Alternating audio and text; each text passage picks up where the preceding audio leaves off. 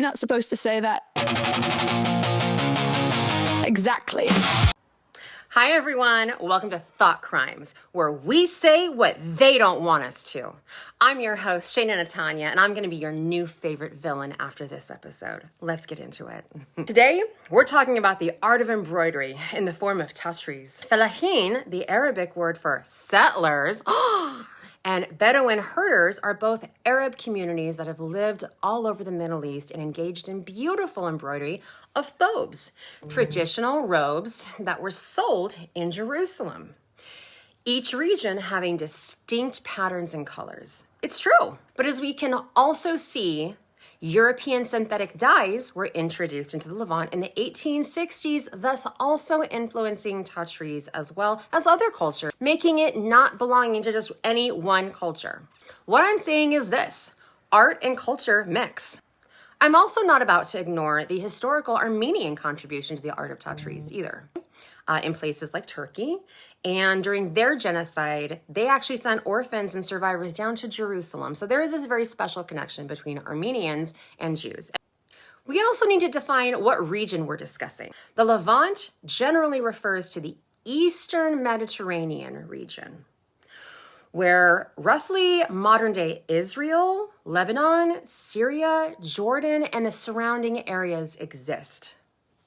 And Jerusalem's Armenian quarter, for example, reflects centuries of Armenian presence since biblical times. And its museum also memorializes Armenian genocide survivors. But first, let's get into the language. Falahin sounds awfully similar to Palestine, no? That's because pre-1960s Arabs were referred to by the class of people they were and where they lived. The Falahin, singular, falah, were peasants or settlers who worked the land, whereas the Bedouin were more herders and were more nomadic. I guess it's only okay when some people settle the land, huh? The etymological origins of the word Palestine also come from the Latin Syria Palestina. It was meant to humble the Jews after the Romans sacked Jerusalem in 135 CE. Palestine is a reference to the Plishtim, which is a Hebrew word, or as you may know them, the Philistines. What that means in Hebrew is invaders. We're seeing a pattern here. Jews are in Judea and there's invaders coming in. You take the word Falahin and Plishtim and they get married and they have a little baby called Palestine. One way we also know that the word Palestine is a modern day invention is that there is no P in Arabic either, okay? And if you look it up, we all have the information of the world at our disposal via the cell phone in our pockets. You will find that the art we call Tatreez has its origins in Egypt, actually. So if anyone owns anything, it's going to be the Coptics, okay? According to history, cross-stitch came out of Egypt in 500 Common Era. Archaeologists have discovered well-preserved linens with embroidery in tombs believed to belong to a wealthy slave owner. What? Slave owner? Ah! Yeah, your little peasant art actually started as wealth. These findings were not isolated instances either. Now, considering how close Egypt is to the historic kingdom of Judea, it's no wonder why they would mix their cultures. And out of Egypt, it spread further through two different methods. Number one, the Silk Road, which was between the 6th and 8th centuries. Both Chinese and Russian records began detailing a significant movement of embroidery as currency. And via the westward expansion, the Romans. Westward expansion came through Rome and eastward on both maritime routes reaching to India and China, and overland routes through the Levant and Persia. Now, let's discuss the European influence. In 2026, European influence is usually framed as inherently evil by lovers of post-colonial theory. We'll get to post-colonial theory in another episode. And by extension, white people have been turned into the eternal villains that are supposed to feel guilty for all time and have to do everything to apologize to everyone. So you should know that the circle was completed when Hungarian embroidery made its way down through Europe. More affordable aniline dyes from Britain as well too that were derived from coal tar. These were introduced into the Levant starting in the 1800s by Britain when they were invented in the 1860s, but really gained popularity after the First World War finished up and around after the 1920s. These replaced natural traditional dyes because they were cheaper and they were able to really be even more vibrant and be low cost. There was also influence in the European pattern books that would find their way down to the Levant. Particularly in the 1930s, we see immigrants from Eastern Europe bringing with them their patterns, bringing Levantine embroidery full circle, starting in Egypt, through trade to Europe, and then completing the circle coming back down to the Levant. And that's not all. The Islamic Moors also were influencing European society as well too with their relationship with Queen Catherine of Aragon in Spain and their relationship with King Henry VIII. Queen Catherine was King Henry's first wife. They had extensive embroidery on their robes known as the blackwork method, and it had lots of floral and fauna. Now, let's talk about the Armenian influence. Armenia has an ancient tradition of textiles dating back to biblical times, which are expressed in a wide variety of materials and colors, and it is very fine. They use a lot of different techniques. They use a lot of different materials such as fur, silk, cotton, coins, wools, all kinds of things that are then embellished with embroideries, laces, delicate weavings, and bold patterns. So please, let's give the Armenians its due, okay? They deserve it. And I won't lie, seeing as they have also been a historically oppressed people, I'm going to support them. I will not continue the post-colonial lie that Arabs were not colonizers, because all of us minorities from the Middle East know that is not true. I dare any of you to watch any Hijazi video in Arabic and see what they say, okay? They don't see themselves as victims.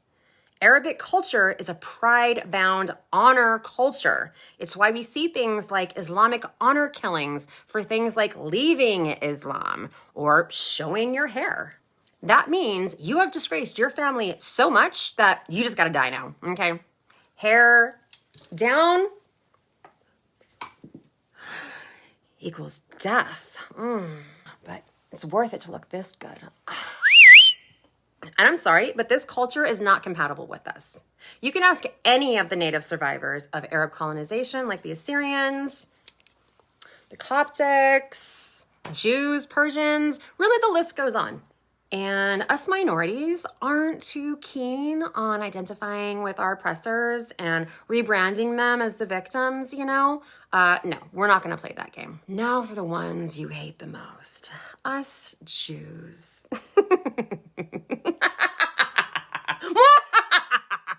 Yes, us Jews have embroidery too, and spanning from biblical descriptions of priestly garments and to adorn legal commandments to ceremonial textiles, personal clothing, and artistic expression. It often features symbolic motifs too, like pomegranates, vines, and Hebrew inscriptions, and has served both as a ritual dedication in synagogues and a form of cultural identity. Jewish embroidery, with roots in biblical antiquity, evolved from early functional ornamentation into a sophisticated art form. Biblical Hebrew highlights specialized needlework called rigma on tabernacle textiles and high priest garments, embroidery for Torah binders called wimple, and challah covers and art curtains, frequently incorporating Hebrew text and botanical motifs. Now, Palestinian Tatreez. In short, it became a political symbol post-1948. Before 1948, Tatreez was really just a female-led craft passed down from mother to daughter. It showed where each village or region that the people came from, developing distinct patterns and color palettes that reflected local identity, history, and social status. But post-1948, that became a symbol. And it started in the refugee camps of Jordan, which, by the way, I would like to say still keeps Palestinians locked up in refugee camps despite their queen, Rania, being a Palestinian herself. Queen Rania, you wouldn't happen to be not letting your own people in to integrate into society, to keep the Islamic feud with the Jews going, would you? Nice one. But back to Palestine. The colors often work as social signals for class and regional markers as well. For example, in Hebron, green denoted younger women, while purple indicated older women. In Ramallah, bright red was used, again harkening back to the Bedouin examples with red threads and coins. After the installment of the train line between Jaffa and Jerusalem in 1892, tourism boomed. Even Americans like Vogue were advertising Holy Land tours and packages to get people down there. And the people that lived there, including the Arabs who did this in beautiful embroidery, started embroidering it on thobes and selling it to keep their families fed. So if you're going to say that only Palestinians can wear Tatreez, then you're saying that everyone that bought it from there to keep Palestinians fed shouldn't be actually wearing those thobes, which makes no sense. Why would you purchase something and not wear it? Capitalism, okay? Yes, these Arabs are allowed to engage in capitalistic endeavors. Let them sell whatever they want to make money to feed their families. Prior to 1948, the intricacy of a woman's thobe, decorated with coins and beautiful colors and patterns, also signaled a woman's worth for her dowry. The story that the Arabs like to use about Jews stealing Tatreez comes from the post-Nakba, when the Arab League told the Arabs to leave their homes and lock your doors with those big-ass keys that they wear around their neck, because once they finish pushing the Jews into the sea, which is actual language they used, they could all come back and not only have their house, but the Jew house next to them. But when that didn't succeed, the story changed to the Jews broke into the abandoned homes and stole their thobes and appropriated their culture.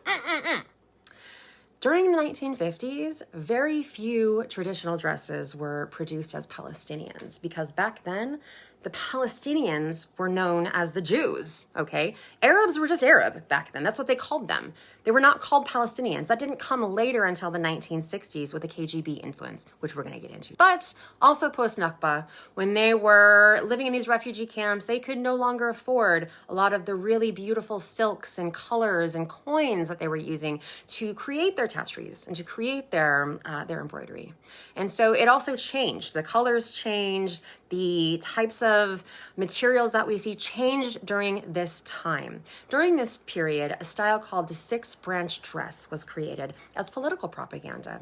The style was named for the vertical embroidered panels, which are called aruk, or branches in Arabic, in the skirt, representing them as a vine growing towards Israel, or at that time, Palestine, since they were, again, in refugee camps.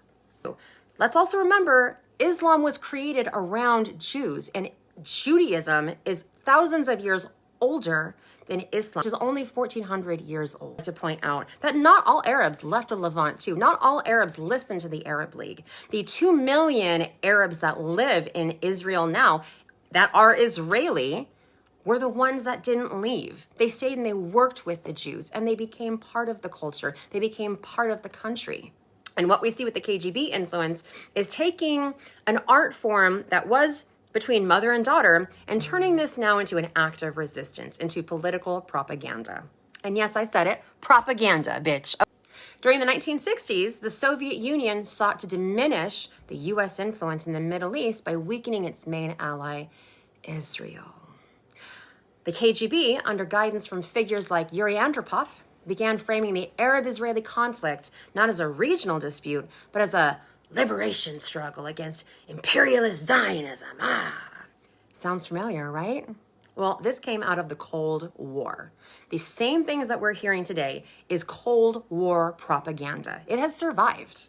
The KGB was actively involved in cultivating Palestinian leadership, even choosing Yasser Arafat himself.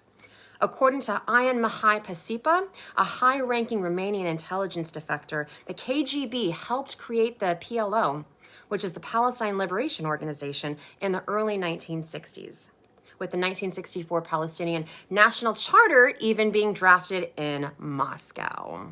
The Soviets identified Yasser Arafat because he was a Marxist-Leninist to take over the PLO as leader. He was provided with extensive training, funding, and media strategy to promote the Palestinian narrative in the West, transforming the image of Palestinian violent guerrilla actions into the human rights campaign we now see today. And it doesn't stop there. The Intifada thobe was designed by Palestinian leader Yasser Arafat's wife, Suha, during the first Intifada in 1987. 1987. Madonna was topping the charts. Cyndi Lauper, okay? Leg warmers were in style. This is not ancient history. This is pretty damn modern. And in the 1970s, the KGB launched a global propaganda effort. Let's see if I can actually say this. Zionistskaya Gosudavstya, or Zionist governments, to paint the U.S. as a puppet of a global Zionist network. This campaign fostered the spread of the Zionism equals racism trope and aligned Palestinian efforts with Cold War anti-Americanism, which is exactly what Putin loves to see to this day. All you leftists out there that keep repeating Cold War Soviet propaganda, you're being excellent Russian agents for Putin. The Russian asset is you. Yes, it is. But with American literacy levels in the trash right now and Americans no longer being able to read, we've literally turned into the movie Idiocracy in real time. And it's not as fun, I have to say. Stop acting like this is ancient history, okay? It's not. And more than that, it was turned into a symbol of violence during this time as well, too, by Arabs who hate Jews. The Hamas Charter, founded also in 1987, also called for the killing of Jews and to never cooperate with the Zionist entity. So forgive me if I don't feel real sympathetic to terrorists that want me dead. During the first major Palestinian uprising, also known as the First Intifada, in 1987, women responded to the banning of the Palestinian flag by embroidering these colors onto their thobes. This is where we start seeing the watermelon color motif, right? The red, black, white, and green. This is also the first time that we see men starting to wear embroidery in the form of their kafiyas. I'd also like to mention the kafiya is nothing more than the stolen shamak from Iraq. So now we see men with shema wrapped all around their faces, throwing rocks at IDF soldiers. So yeah, I'm sorry, we don't like the violence. My argument is also not that Arabs don't belong in the Levant, okay? I believe that everyone belongs in the Levant that wants peace. My argument is that as cultures mix, the singular art form of embroidery has been expanded and endless imagination and beauty have come about because of that, not in spite of it. No one owns embroidery. You can call it Tatreez or Tatreez or Suzani or Tiranda. It doesn't matter. Arabs have contributed beautifully to the craft just as Jews have, but you do not own the craft entirely, and neither do we. I created this design in Tatreez style to express my love of my country, Israel, because I think Tatreez is beautiful. And I have nothing against Palestinians, except they want to kill me. And when I made this image, it was not just for Jews. It includes all Israelis. That includes Druze and Arab contributions too. Because as Israelis, I see them as my countrymen, and I treat them with the respect that they deserve. Iconography like pomegranates and vines have been used in both Arab and Jewish embroidery, and that doesn't belong to either one of us. And to be honest, Tatreez is how I ultimately see the Levant, as a mix of cultures all living and coexisting and blending beautifully together. It may not be perfect, but it does exist. And hopefully one day it'll exist in peace. Shalom. Thank you for watching Thought Crimes. Please like and subscribe and share. We're a new channel, so we're still growing. Thank you so much. They drew the lines, told you what to think in neon signs.